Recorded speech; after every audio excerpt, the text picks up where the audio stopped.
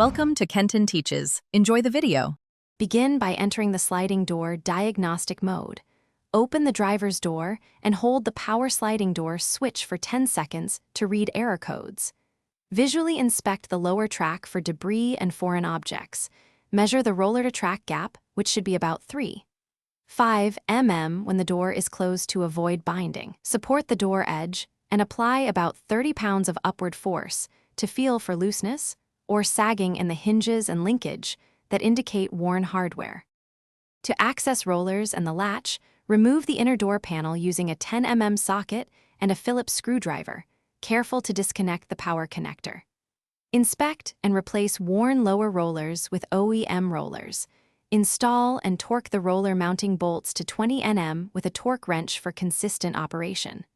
If the door hits too high or low, adjust the striker height by turning the striker bolt in 1/8 turn increments until the door aligns within 2 mm of the body and closes smoothly. If mechanical repairs don't fix the issue, test the sliding door motor by applying 12V directly to the motor connector to confirm rotation and normal current draw. Replace the motor if it stalls or draws excessive current. After repairs, clear stored diagnostic codes by disconnecting the negative battery terminal for 10 minutes, then reconnecting and entering diagnostic mode again. Finally, run full open and close cycles 10 times, verify smooth travel, and ensure safety sensors reverse within 2 seconds when an obstruction is presented.